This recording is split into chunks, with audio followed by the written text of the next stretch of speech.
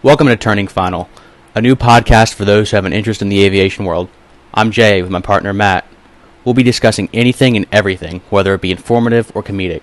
If you're interested in our content or keeping up with us, please give us a follow at final_turning on Twitter or check us out on YouTube. So how this podcast is going to work is we're going to have 6 segments each week detailing all the events that occurred over the last week, whether they be informative or comedic, and just kind of give our hot takes, as you will, on them, and just roll with it from there. So without further ado, number one goes to Matt. Take it away. All right, and with that, our first story comes to us from Bloomberg.com, where Lion Air Flight 610 is still making headlines. And for those of you that don't already know, Lion Air Flight 610 is the Lion Air flight that took off from Jakarta and crashed, killing all 189 people on board shortly after takeoff. And this new data as of November 27th is now showing that the Boeing 737 MAX 8's angle of attack sensor, which measures how high or low the plane's nose was pointed relative to the oncoming air, had malfunctioned on the previous flight as well as minutes before the crash, according to the report. This is the FAA report. The sensor erroneously concluded that the nose was pointed too high and the aircraft was in danger of losing lift, prompting a stall warning in the cockpit and triggering safety software that attempted to put them into a dive. And this is according to Bloomberg. And so because of that, the pilots were not able to override this safety software, and unfortunately the software plunged the airplane into the ocean, and no one survived from it. And before I get into my reaction, I do want to point out that the co-founder of Lion Air also is furious over Boeing's attempts to blame the airline and play down the critical design change of the 737 MAX in its angle of attack sensor. And it's also exploring the possibility of canceling deliveries among Lion Air's remaining 190 Boeing aircraft orders, which is worth around $22 billion at list prices. So the way I see this is that there's equal amounts of blame to go on both sides, really. First of all, I'll talk about Lion Air's blame to start. So Lion Air, I believe that there's a little bit of blame on their side because of the faulty angle of attack sensor, and Lion Air has been known to have some not great maintenance records in the past. And so with this phony data, or this erroneous data, it was reported on multiple flights before. They tried to fix it. The angle of attack sensor was replaced, but it was still giving the pilots false data readings, and obviously nothing was ever done to correct this. Now, on the other side of the spectrum with Boeing, this did reveal a very large issue, and where Boeing did not specify in the training manuals for pilots who are converting from the previous 737 models over to the MAX model how to deactivate this new safety software in the event that it's actually trying to make the aircraft crash instead of saving it. I think that's kind of interesting, especially since I read the article, and apparently the two sets of pilots reacted differently. Yeah, to the that's multiple right. error messages and malfunctions. So, on the previous flight, it says they were able to shut off the engine that was pushing the nose down, literally right after takeoff, which is, I don't know. If you're aviation people, you probably know that, to correct the stall, you want to gain airspeed back. To do that, you push the nose down, get more airflow over the wings and whatnot. But, right after takeoff, pushing the nose down like that will lead to that crash. So, they were able to shut it off at one point to prevent it from doing that and crashing. But for some reason, this time they didn't do that step. And apparently that's a part of their emergency procedures. So I don't know if that was, improper training on the behalf of Lion Air, or just them being arrogant and thinking they could handle it on their own without going through the flows, or it was just overconfidence, something like that. I don't know. I think it may actually be not just the airline, but actually that crew themselves that kind of mess that up. Yeah, and you do bring up a good point in where Lion Air, not only the crew but the maintenance staff, there's a lot of blame to go around here on the Lion Air side. Like, honestly, if I'm looking at it just from a Lion Air perspective, I'd say that, yeah, I agree with what you said. The crew is has a lot of the blame, but also the maintenance staff has a lot of blame. They were the ones that replaced this angle of attack sensor, yet it was still giving erroneous data, and they didn't do anything else to it. And these pilots were reporting it too. So obviously it was on record that this angle of attack center was not giving correct data. And I mean, anyone in the aviation industry with half a brain would know that if that's happening, it could lead to false data. And when autopilot reacts to false data, you get stuff like this where the plane thinks it's stalling and ends up diving into the sea instead.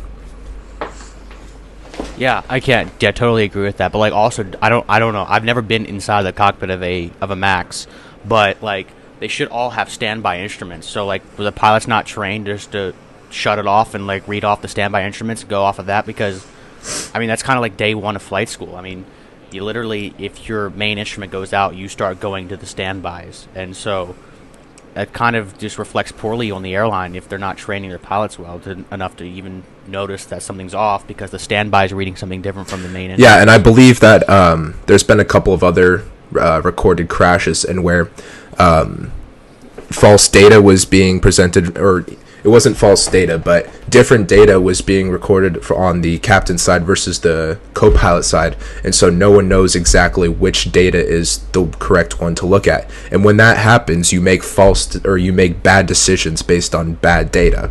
And so I believe, yeah, you're absolutely right that this was largely the fault of the crew, in where they decided to operate the flight while it was known that this angle of attack sensor was giving bad data. Yeah, I don't know. It's like I think they need to update their standards as an airline first and foremost before they can go around and blame anybody else. Because yeah, it was the pilot's fault, as you know, because they didn't correct the issue. But like every airline has their own training. So, I mean, obviously what they were training didn't stick with them, so it wasn't taught properly, or they didn't teach it at all, which is an issue that really needs to be corrected. And if I were a passenger, I wouldn't ever want to fly them again, based off of this, because I would literally be fearful for my life at this point if their pilots are that. And you're absolutely right. Going back to the Boeing side of things, Boeing did point out that the way to deactivate this safety software was written in the training manuals.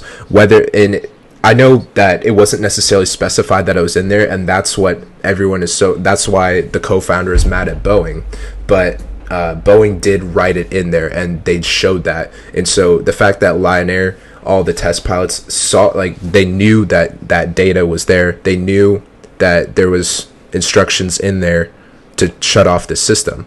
Either that, or they were just being ignorant and incompetent. And so they did not teach this to their pilots. I absolutely agree with you. Yeah, there's just obviously a gap in communication, and it could have been from Boeing to them. I mean, obviously, I don't think Boeing has to point it out. That's in their manuals. They should just, every airline who has their aircraft should just read the manual. It's kind of like common sense. So it's like, okay, who didn't read the manual? Was it the upper management who was supposed to be head of the training department, or was it the pilots who didn't read the manuals, or it could have been simple as the pilots just forgetting, or just literally not caring, or it could have just been that they didn't even go through the emergency checklist. It could have been a multitude of things, and I guess we'll just have to wait until further information comes out to kind of really solve this issue and see what really happened. Yep, I agree. And this is all based on a preliminary report, so we do not have the full story yet. We don't have all the information or all the concludings from the... I do not know what the aviation administration is in Jakarta, but we need to wait for the full report in order to get a full understanding of who's to blame here.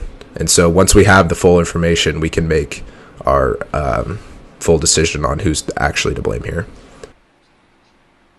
Yeah, so just stay tuned probably in a future podcast, and when we get information, we'll update you all on the developments of this tragic event. And with that, we move on to segment number 2, Screw Up of the Week with Jay. Alrighty, thank you, Matt. So our screw up of the week, I had to dig back a little bit, but hopefully, well, not hopefully, we don't want anybody to get hurt or anything, but so Southwest Airlines overrunning the runway in Burbank, obviously, maybe a lot of you have heard about it, maybe some of you haven't, but I'm coming from CNBC, who's reporting on this. Apparently, Southwest Airlines Flight 278 skidded to the end of the runway in Burbank recently. This report was coming on the 6th of December, so a couple weeks ago. But, these things don't happen all the time, so you got to go back a little bit.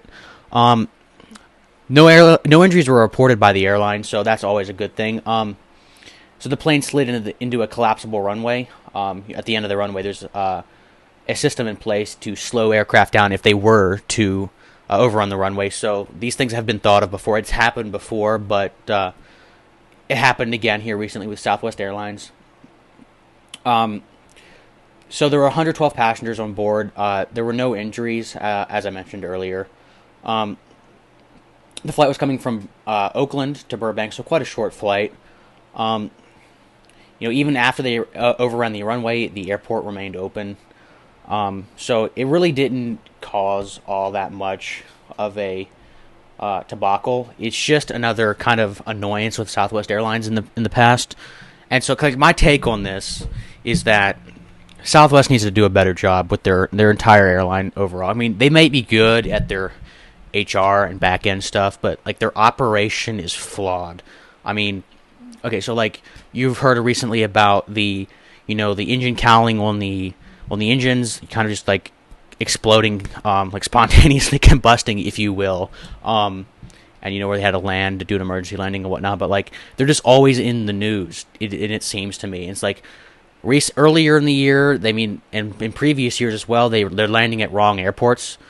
So for example, you can Google it. There was a flight going to Branson, Missouri, and they landed at a different airport 7 miles away called Clark, which is 1,000 feet shorter than the minimum requirement for their 737, which just shows that their pilots aren't doing something right. I mean, even there, that's if you're looking at your charts as you're supposed to do, as you're trained to do, obviously they weren't either trained or they just didn't care.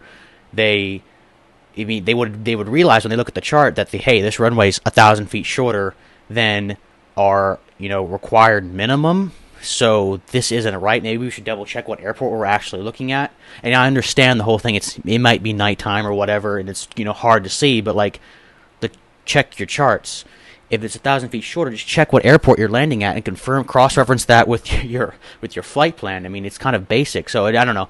It's just basically they're in the news all the time, and it's not most recently them overrunning the runway in Burbank. And I think with Southwest having this whole policy, it's their pilots need to do manual landings and whatnot, and they need to have lots of, manual flight time. I mean, they sure tend to have a lot of screw ups. I mean, there's the overrunning the runway. I mean, it's a minor one compared to other things that have happened that may not have been their fault. It could have been the fault of the maintenance department for the engines, but it's overrunning the runway. I don't know. I think that there's probably pilot error, and that's just my take on it. I don't know, Matt. You got anything that you think that it was?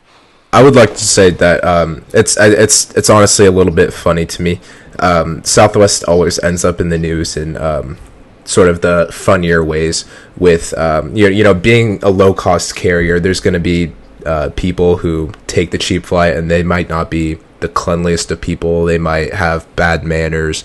They're going to be recorded, and it's going to be put on the internet. But I would like to point out that it was raining during this flight. There was torrential downpour at over the Hollywood Burbank Airport, and Hollywood Burbank Airport is already an extremely hard airport to land at. Pilots have to use excessive braking, and if you screw up at all, then there's going to be stuff like this that happens. And so there's really no margin of error. And maybe Southwest's policy for manual landings should be reviewed after this, because pairing a manual landing with zero margin for error and having to land that aircraft with the rain, which decreases the ability of your brakes to slow down your aircraft, and with a really short runway, maybe they should look into changing it for at least for this airports or for airports under a certain runway minimum length.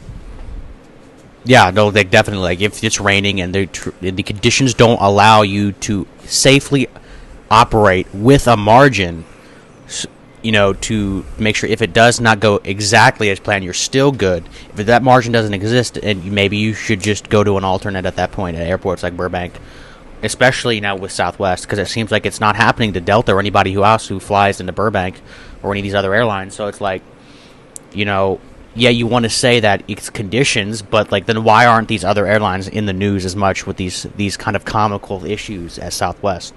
Yeah, and who knows? Maybe it had something to do with the pilot too.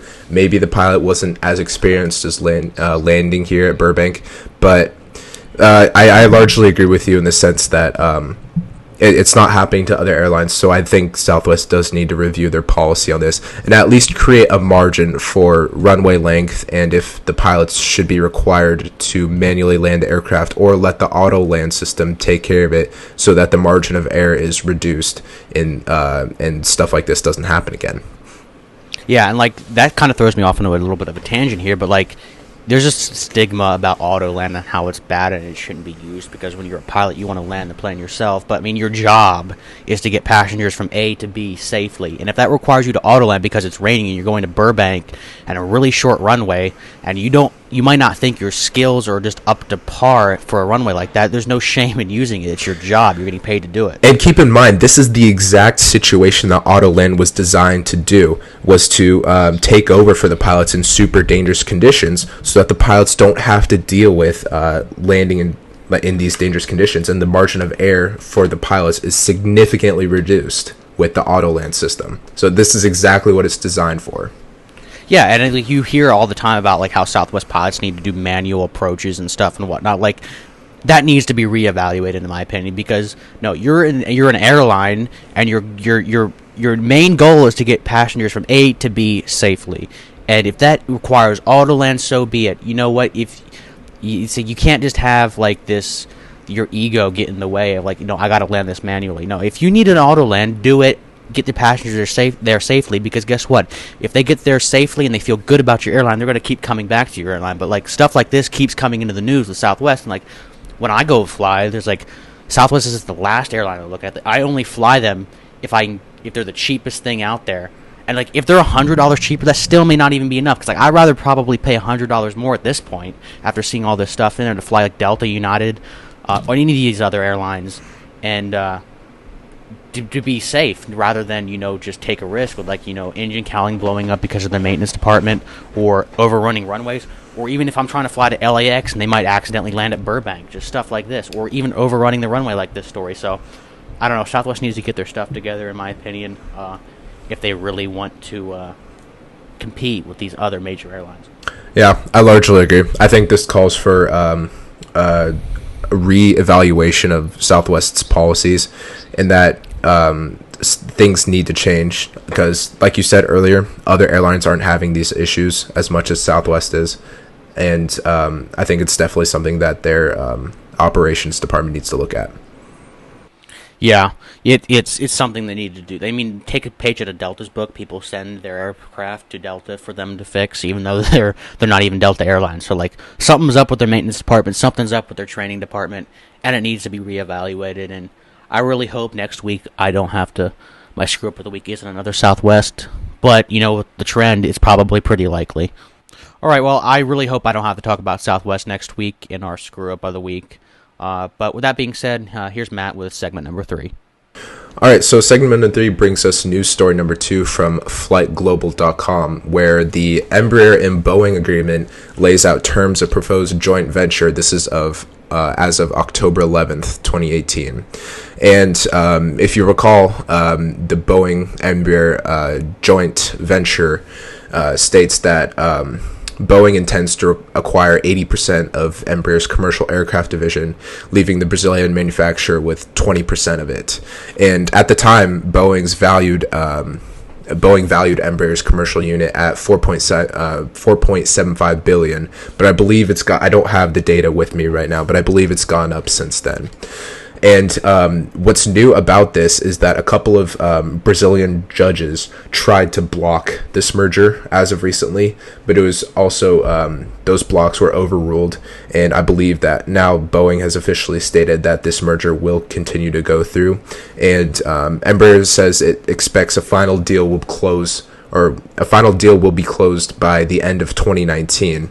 And the agreement also specifies that once it is closed, all aspects of Embraer's commercial aircraft division will transfer into a new company.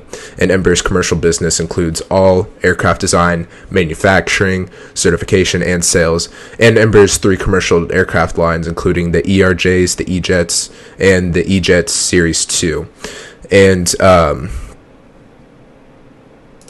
And this deal also specifies that Embraer will receive unspecified cash payments for 5 years, after which the newly formed company would distribute the shareholders 50% of its profits. And in addition to that, Embraer and Boeing also intend to sign what's called a lockup agreement. And what this is it's a document saying that both companies are prohibited from selling the shares in the new company, which would take over the Embraer stock, to an unaffiliated third party for at least 10 years. And the deal would also include a put option to ensure the value of Embraer's equity stake in the new company would be protected. And that option would also enable Embraer to sell any of its shares at the same per price share or per price paid by Boeing, plus an inflation adjustment. And this whole deal between Embraer and Boeing, where Boeing is buying the commercial division of Embraer, it's all a response to Airbus buying out the C Series program from Bombardier. And so Boeing is trying to keep an even playing field in this, in where they would have a little bit of competition now to Airbus's C Series, or I guess now it's called the A220. And so I think it's a little interesting the way Boeing responds here, because instead of just saying, "Oh, well, we want to buy the new the E2 series Embraer jets off of you guys," they are actually acquiring all the existing ERJs, the E-Jets, as well as the new E-Jets E2. Jay, do you have anything to add on this? Well, okay, so I think it's a good thing if they want to stay competitive with Airbus. I don't really want to, be subjective here and, just go towards one airline, or not one airline, but one aircraft company. But I think if they're going to be successful in this venture, they need to get Embraer to increase their E170, E190 lines, and just completely obliterate and just dissolve their E135s and 45s.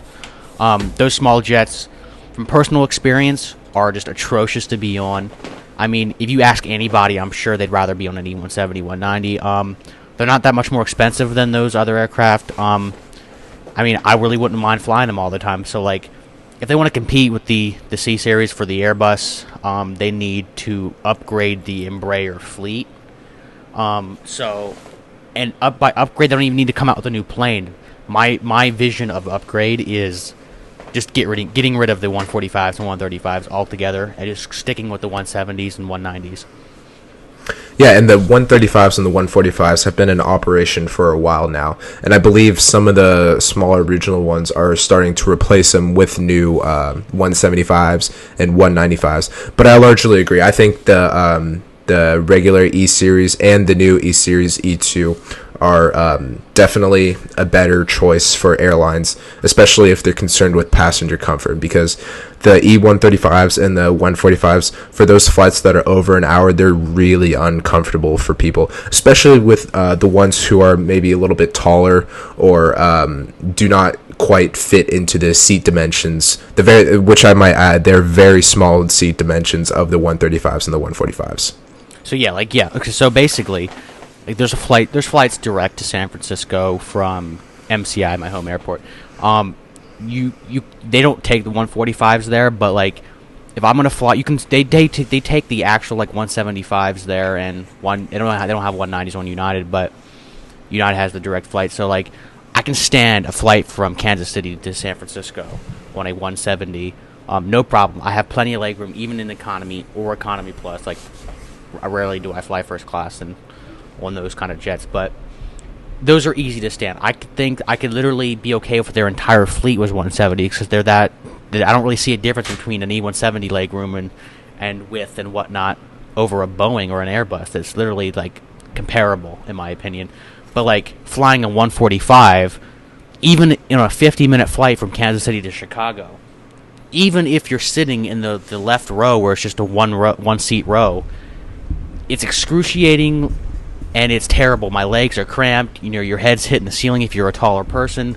Like the aisle's so small. It's like if anybody has to go to the restroom, it's just terrible. So I think they're old, they're outdated, and if the airlines want to be successful and Boeing and Embraer want to be successful in this venture, it's just got to go to the 170s and 190s. And if they keep around it, the 145s and 135s, I think that they'll probably won't gain much ground on the Airbus.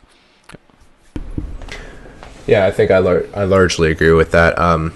I think Embraer has a lot of potential, or I guess I should say Boeing now has a lot of potential with this new purchase to compete with this new super well received C-Series aircraft, in which the 135 and the 145 really can't compete against. So I think it's largely wasteful for Boeing to put in resources and pour in money and time into the 135 and 145 series. I think they really need to focus on the new, their current existing 175s, 195s, and the E2 series.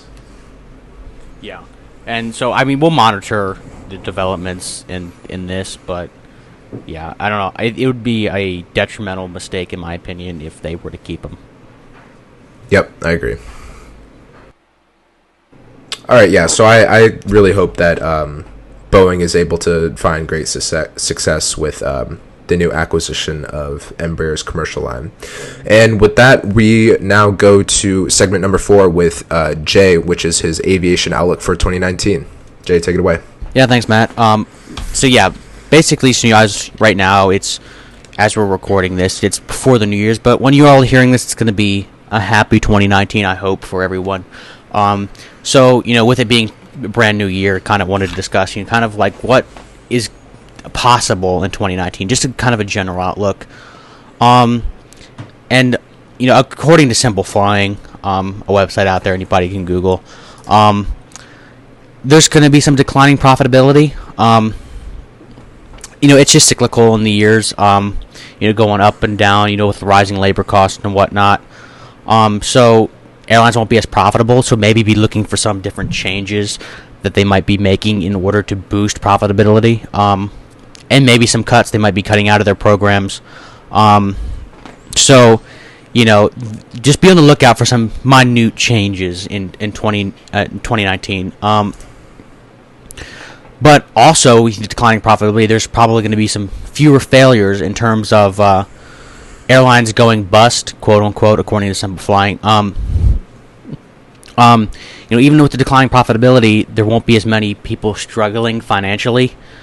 Because that's been most accredited to the instability and overhead cost, such as fuel prices, labor, competitive pricing, trying to keep up with the other airlines. But those who have made it through this winter, by March, will probably be okay. So basically, if you can make it to March, or through the winter, technically, somewhere around there, you're probably going to be just fine for 2019, and be able to maintain a stable a business at that point. But also coming with that, we're going to have unprecedented fuel efficiency. With all these developments in technology and whatnot, aircraft are becoming more fuel efficient, just simply put, which can also reduce costs to the passenger, because if the airlines are more fuel efficient with a new aircraft, they're going to charge passengers less because they're not spending more on fuel because they're burning less.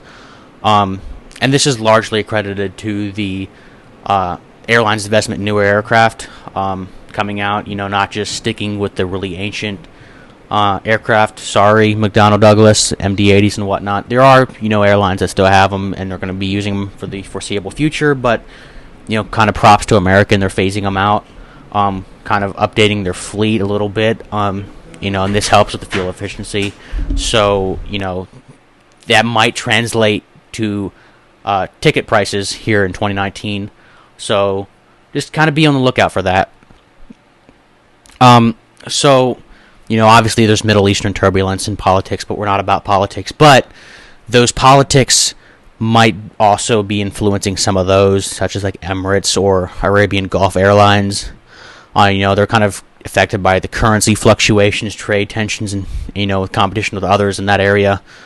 Also, but some of those airlines will continue to grow and some of them will fall with all this turbulence. So 2019 will be a year to kind of see which of those kind of Middle Eastern airlines are going to kind of rise above the others and which ones will kind of just fall off the map. And I'm, as a huge aviation fan, it's always terrible to see that happen. I love every airline, but you got to be on the lookout for it because it just is what it is. So, also there's the whole Brexit thing going on in Europe. So it's kind of putting a strain on outdated infrastructure. So like the entire transportation industry over there is kind of, it could be kind of weird and whack in 2019. So if you're a fan of, European airlines, kind of be on the lookout for some changes going on in there, in that area of the world. So, also in 2019, Amazon maybe doing some more in cargo and whatnot, because in 2015 they had the rise of Amazon Prime Air, trial cargo runs basically out of Wilmington Air Park, and then in 2016 they bought 20 Boeing 767s to begin freight services. By the way, their hub was in Cincinnati. So basically they're kind of committed now to becoming a major player in the freight industry. I don't know if they're going to compete with UPS or FedEx, but they're making the push. Also, look forward to more biometrics and AI. With airport security and whatnot, it's like the future is biometrics. It's hard to avoid. Artificial intelligence, people like it because it's quick and easy. So be on the lookout for more of that automated stuff. And it's hard to say this, but like you think just when the mergers are done, there's probably going to be more mergers. It's just hard to avoid. Some airlines do better than others. And at this point, it's bound to happen. At least some couple of them are going to be merged together, and you're just going to have to be on the lookout for which ones it is. I don't really think it's going to be anything in North America. Maybe not, because we have like 3 major ones here in the U.S. American, United, and Delta. And then we got the low-cost carriers. So, I don't think any of the majors are going to merge. Maybe low-cost carriers. I don't know. But if you look worldwide, there's probably going to be some mergers. So just be on the lookout for that. Also, things like basic economy, premium economy, just value of your money, and just for minimal improvements. As many of you may love it, many of you may hate it, but, just more of those distinctions in fare classes are probably going to continue to grow. So, that's just something that's just bound to happen in 2019 because every airline is just trying to make a quick buck. And so basically, and then the rewards programs are going to obviously change every year for every airline, to earn your status and whatnot. So if you're interested in that stuff and you travel a lot, just make sure you check the fine print before you venture into committing to one airline to try to earn status with them. And so I guess after seeing all this stuff in the articles and whatnot, I guess my biggest take out of it is I'm not really buying the whole the whole thing with basic economy and value for your money, just the whole more of a segregation, if you will, of fare classes. It's great for the airlines, but not too many people actually enjoy it, flying them. So I don't think that's going to really continue to expand, but it could. I don't know. I hope it doesn't, because it just makes it harder for everybody else. Because the more basic economy flyers you have, it just takes seats away from people who are going to fly regular economy and people who are going to try to fly economy plus, or whatever you call it for whatever airline you're in. So I don't know. The airlines probably want to do it, but I don't think the passengers do. And since they're driven by passengers, I don't think they're going to really do it. But only time will tell there. And the one thing I'm really buying out of this is the fuel efficiency. The new aircraft are so much more fuel efficient than the older aircraft. It's insane. And, having flown aircraft myself, fuel prices dictate where you fly and how much you fly. So with the ability of aircraft to be so much more fuel efficient, we should see a reflection in the prices of tickets to places, because the airlines can afford it to make it cheaper now. And the cheaper they are, the more passengers they may carry, so they may end up seeing a profit even over what they've had in the previous years because of it. But that's just my take. I don't know. Matt, do you have anything? Well, yeah, I think I have to largely agree with the article and what you said. 2019 is going to be a good, in general terms, it's going to be a good year for flying. Everything, I don't want to go over to be repetitive of what you've already said, but with the new aircraft coming out, increased fuel efficiency, and the mergers that are creating stronger airlines, and I think I have to largely agree with the fact that it's going to be better for passengers, and fares are most likely going to be going down as a result of it as well. And I guess I'll put my 2 cents in on the basic economy fares too. I largely think that the reason why airlines are doing these these basic economy fares is because they're realizing they can pack it's largely known that they know that they can pack these airplanes if they make it affordable to people who just want to travel, who would normally travel by car maybe instead of plane, but now are able to afford traveling by plane. But I largely agree. I think even though it may be profitable for the airlines, it largely takes away from a good passenger experience, which is unfortunately something that airlines aren't necessarily concerned with. But it is an important perspective to take into account, because passenger retention should be extremely important for airlines. And this does have to do with passenger retention, and the fact that if you were planning on buying, like you said, if you were planning on buying a regular economy or an economy plus seat, but then the airline decides to replace the cabin with basic economy class, then you're losing out on that experience. And then even if you do buy a basic economy seat, and it's not what you're expecting, and you think to yourself, why did I do this? I'm not going to pay money to go on this airline again. It may be worth looking at for the airlines in terms of a passenger retention standpoint, into maybe on some select flights where it's not as full as some of the other ones, maybe don't put as many basic economy seats, and rather fill it with regular economy or premium economy. Yeah, I don't know. It just, to me, it's like they need to slow the roll with that, because yeah, they're attracting I think they're doing it to compete with the low-cost carriers. I'm like, you're not a low-cost carrier. Just stick with what you're good at, and that's just fine. You don't have to be Southwest Airlines or JetBlue if you're United. It's just fine being United Airlines, okay? People who want your services will pay for it, and guess what? You'll still be overbooked on flights. I mean, you were overbooked on flights, and people were volunteering to give up their seat before all this basic economy stuff. So you don't need to compete with Southwest. It's just a market you don't need to get into, in my opinion. Yeah, and and that brings up a good point. These markets are somewhat separated. United does not have to get into the same exact market that Southwest is. What they're trying to do with this basic economy fare. They are separate markets, and there is a good amount of passenger base for each market. So I know this tends to be more profitable for airlines, but maybe it would boost other aspects of the airline if they were to not venture into these new markets, to where it decreases the overall passenger experience and provides less premium cabins, and replacing it with these basic economy cabins. Yeah, I mean, if you want to look at it this way, like maybe you increase the cost of first class, but you keep the cost of main economy the same. I don't know. You fix it that way if you have to do it. But I don't think these mainline airlines, the big three in the U.S., need to do it. It's just kind of dumbfounding, especially with lower costs coming in 2019 with these newer aircraft. The 777X is coming out, and a couple of airlines will be receiving those, so they'll end up saving money anyways, which can be put into putting less basic economy seats in and rather switching it out for regular economy or even premium economy.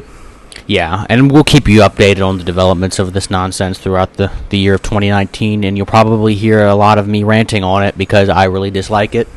I mean, I've flown Southwest and all that, so I understand it, but for the main three, I don't get it. I don't think it's what they should be doing, so just stay tuned for it.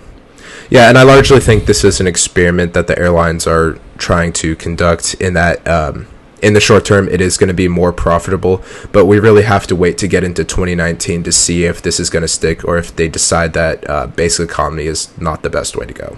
Yeah, and, these are just projections by a group online, Obviously, they've done their research, and this is what they think, but we don't know what's going to happen until it actually happens, so stay tuned.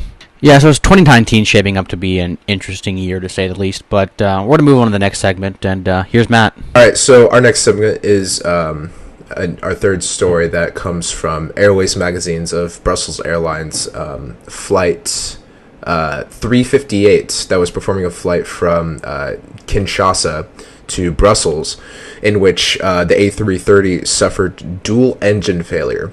And what's funny about this is that it wasn't at the same time. So initially, over Algerian airspace, the A380 experienced the number one engine failure.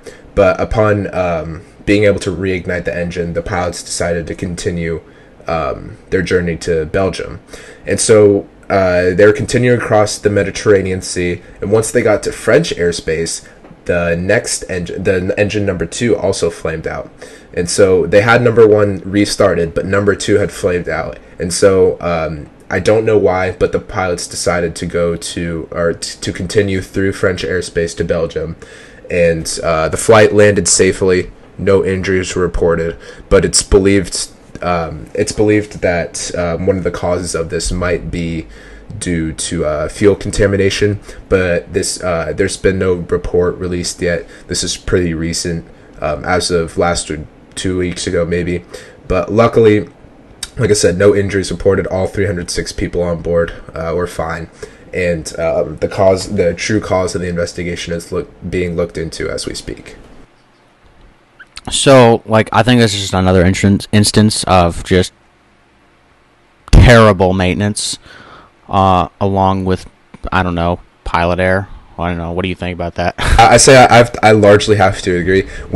I know we just completely talked about how 2019 is going to be better due to better safety, and that the newer planes have incredible safety records, and that these airlines are having less and less crashes. But this is definitely an instance that does not help that claim. I mean, it's first of all, I can't get to the bottom of why the pilots didn't decide to divert to somewhere in France or maybe Italy and instead continue to Belgium, because their number two engine was out and they were only running on engine number one, which was already known to be having issues because that's the one that failed over Algerian airspace. So I don't have no idea why they took that risk. Honestly, I think it was kind of dumb of them. And then, to say the least, for the mechanics of this flight, and maybe this goes for Brussels Airways maintenance overall, but dual engine failure in a single flight is one of the most uncommon events that an airplane can experience in flight. And so I think this largely speaks to bad practice, just like the Lion Air flight and their maintenance. I think this just speaks to really bad, maybe cutting corners practices that these lesser known companies' maintenance departments are taking. Yeah, it's kind of like, I mean, the only there's excusable dual engine failures. Obviously one was Sullenberger on the Hudson. Obviously dual bird strike. Okay, so that's understandable, and that's all cool. Not cool, but you know what I mean. But okay, so it's this terrible resource management, CRM, crew resource management by the pilots, I think, and I think it starts at the top. So you got to blame everybody. Yes, it's the pilot's fault because they didn't do what they were supposed to do. But also, who hired them, who was supposed to train them. Okay, so it starts at the top, and they need to be held responsible as well, and the entire airline needs to get themselves in check moving forward. And as with the Lion Air thing earlier, it's like, if I were living over there, I wouldn't want to fly them because of stuff like this. It's not like they couldn't help it. I mean, yeah, obviously things happen and stuff, but it's like their practices after it happened were atrocious, and so I wouldn't feel confident if I were on a plane like that and something happened that they would handle it the right way from here on out. So they need to fix their own reputation like ASAP. And so, I mean, that starts by implementing better practices. Yeah, and I think you bring up a really good point. If it turns out that the cause of this was due to faulty maintenance, then that largely has to do with that means that the blame is going around everywhere within the airline. All the way from executive management to training to the pilots themselves to the maintenance department, because like you said, whoever trained those pilots, maybe there's a reason behind it, but I honestly just cannot for the life of me see why they continue into Belgium. I think that's an absolute absurd risk to take and completely unnecessary. There's plenty of airports in the south of France and the western part of Italy that they could have diverted to, and especially knowing that they were only operating on the engine that had already flamed out. I can't understand why. Maybe the pilots were trained to continue. I don't know. And whatever the case is, though, it's just bad practice to go all around. Yeah, I don't know. Coming from a flight school background, like, you learn CRM, crew resource management, and you gotta know better than that. Like, if student pilots are learning that in a school in the middle of nowhere in the United States, I mean, people at major airlines like that, they need to know better. It's just so unacceptable, and it makes you look so bad. I don't know. It's just no, to continue on like I don't. What are the pilots thinking? It's like, no, they airlines need to reevaluate who they're hiring and their line check process to make sure they're still doing their job once they're hired, because it's completely unacceptable to keep seeing this stuff in the news from every other airline that's known to man, basically. I mean, and who knows? Maybe Brussels, all their mission is to just get to the destination, whether it's not safely or not on time. Just get to the I don't know, but like you said, this is largely just unacceptable. And unless they can provide, which I highly doubt they'll be able to, unless they can provide a really good answer to this question, then I think this speaks to very bad training and malpractice by this airline. Yeah, it's bad. Yeah, bad training and malpractice too. I mean, that starts at the top. Who's hiring these people who are supposed to be training these people, these pilots? And it's like, okay, nobody's doing their job. Starting at the top and working its all down the bottom. See, the pilots have that attitude because their superiors have that attitude, and so that just trickles all the way to the top, and it's just bad management. And I think the airline industry's kind of got growth things in that respect. Like, all these other airlines, it's happening to them all, and it's like, I don't want to brag, but it seems like the airlines in the United States don't have as many of these kind of crew problems as do these other airlines, from other countries. So, and just like aircraft accidents, it's always a chain link event or a series of events that leads to this issue. So, if we apply it to the operations and the department side, it's whoever came up with these rules and procedures. If it was policy to continue to Belgium, it's whoever decided to hire these pilots. Maybe they had a history of bad judgment, or it's whoever came up with the training policies to where maybe these policies are really not the best way to deal with certain types of emergency situations like this. Yeah, I don't know. I think it'd be fun and interesting to do an audit on all these airlines and see what's really going on inside their operations, because something's flawed, and it's showing because all these it just keeps happening, and it's kind of tiresome to hear about. It's so unfortunate for the people that are affected by it and their families, and like, these airlines got to realize that they're not just like a crash. It affects people's lives. It takes people pass away from this stuff. It affects their families, so it's not just like they're losing money because their aircraft crashed. No, they're affecting people, and it needs to stop. Yeah, I largely agree. Yeah, so, we'll see. We'll keep monitoring it, but we'll see what 2019 has to offer. And so with all that being said, that brings us to segment number 6 with Jay, things we like and things we hate. Alrighty, thanks, Matt. So, basically this week, there's a couple things I like, and a lot of things I really just dislike. It might be skewed, but we'll have to see where this goes. But so the first thing is, I still hate low cost carriers. I know everybody has their opinion on them, Southwest, Allegiant, Spirit, and whatnot. But to me, if I'm going to fly somewhere, I'm going to go on the mainline aircraft all day, every day. I don't know. It's something about walking on to a Southwest aircraft and not having a fare class at all, and just being jammed in there with every other passenger who wants to fly cheaply somewhere. Like, I live in Kansas City, so like flying to LA, I was recently on a flight where I was jammed in between a mom, a newborn baby, and a infant, basically, who was like 1 year old. So crying the entire way, which is like 3.5 hours. But that's what you get on low cost carriers because it's cheap and families love to use it. I hate them because I'd rather pay that extra $100, $200 and fly with an assigned seat. Sorry, Southwest. Yeah, so it's just like I just can't stand them. Yes, they're low cost, but what are you giving up?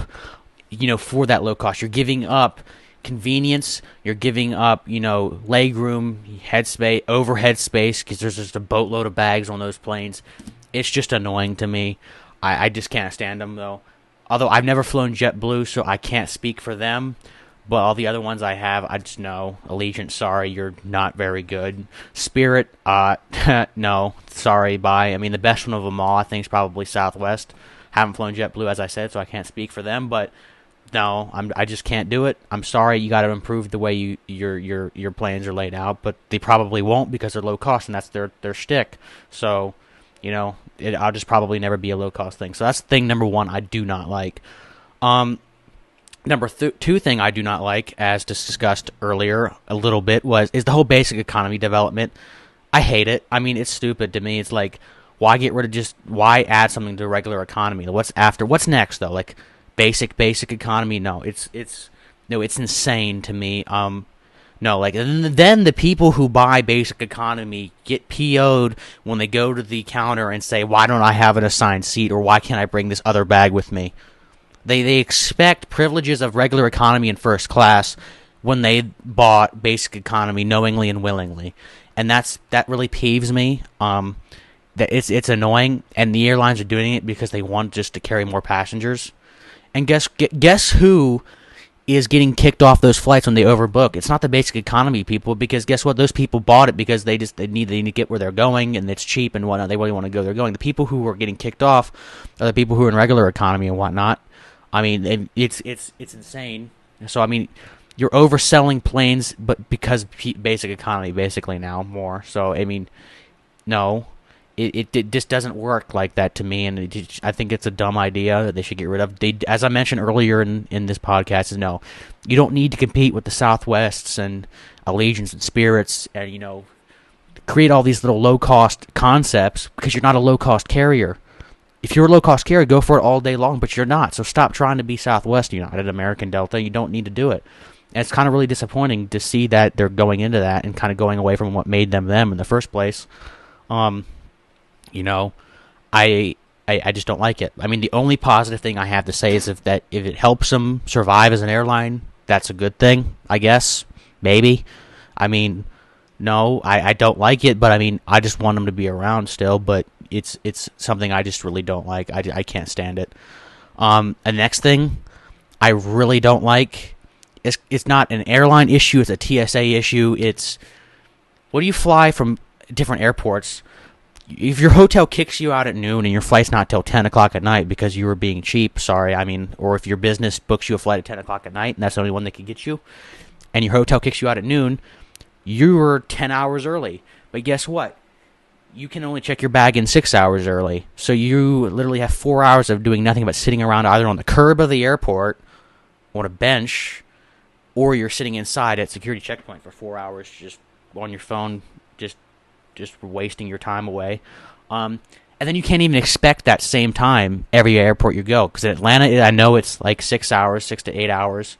You go to LaGuardia in New York, it's 4 hours. So if you're from Atlanta and you go to New York with that same expectation of, I can come like 6 to 8 hours early and check my bag and it'll be fine.